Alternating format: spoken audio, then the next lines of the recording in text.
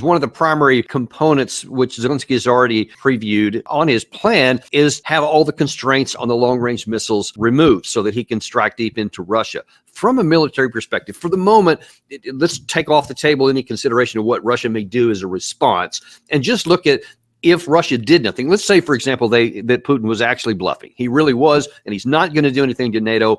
Would these missiles change the dynamic of the war? No, of course not.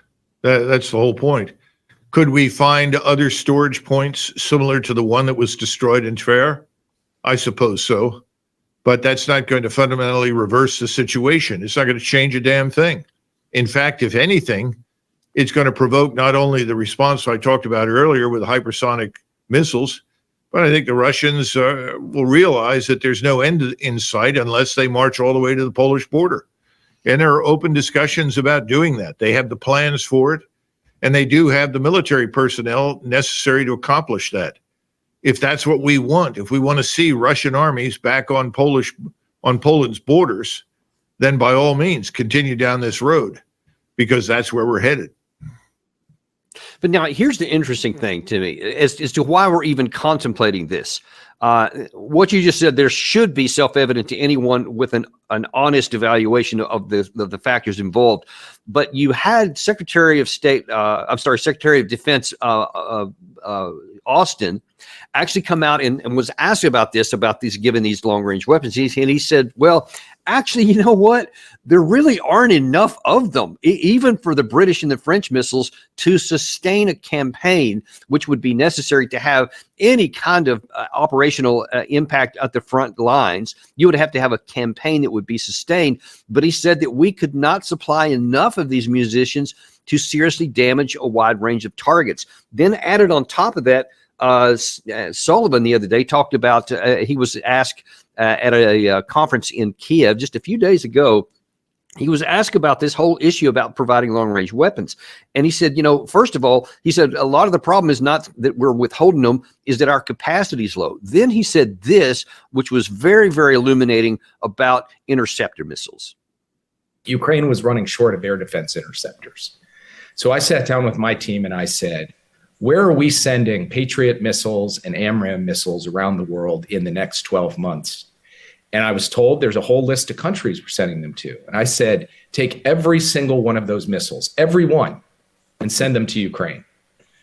That was not an easy thing to do. It required us to get our allies and partners to come along. Frankly, it required our bureaucracy to come along. And we are currently working on a substantial package, pulling together a range of different capabilities that we are going to try to get out the door before the end of this month.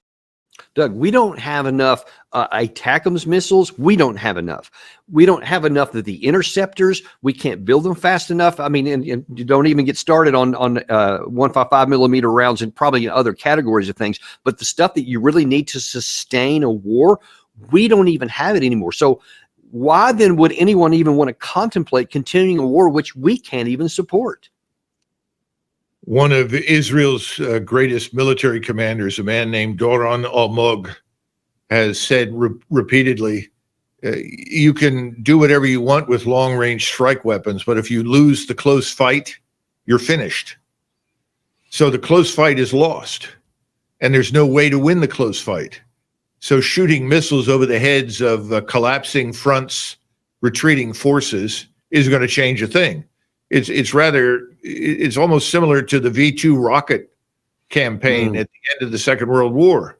They weren't very accurate, and they were launching them at cities, and of course Hitler was told, no, launch them at ports, at harbors, launch them at aerodromes and so forth. But it wasn't there. They didn't have that capability. So this is foolish nonsense. The second point is, I think this is very important because we've touched on this in the past. We have no surge capability in the United States in terms of our scientific industrial base that supports the armed forces. Every time the Patriot engages, it fires 3 missiles at every incoming target. Well, at that rate, you're going to exhaust the missiles that you have in your magazine very, very quickly. And that's what's happened. We can't build them quick enough in order to make a difference. So we don't have the munitions. The same thing is true for AMRAAMs. Those are critical to supply NASAMS. which are really designed to shoot down low-flying cruise missiles, helicopters, and so forth. So the combination is hopeless. And I think Lloyd Austin was, thankfully, being honest. We can't supply them in great enough numbers quickly enough to make a difference. And we should be concerned at this stage about the fragility of our own capabilities, Dan. What if we suddenly had to fight a real enemy, like a real capable opponent like the Russians or the Iranians or the Chinese? And there are others out there. I mean, I really grown tired and fatigued by this attitude in Washington that everyone outside of North America and Europe is somehow or another backward and incapable. This is not true.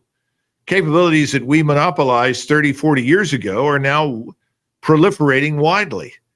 So we need to get out of this mindset, but we don't seem to want to. And I think whoever ends up becoming the next president, whoever takes over, is going to find that not only have we spent ourselves into bankruptcy, but we've also exhausted our military capabilities to a very dangerously low level.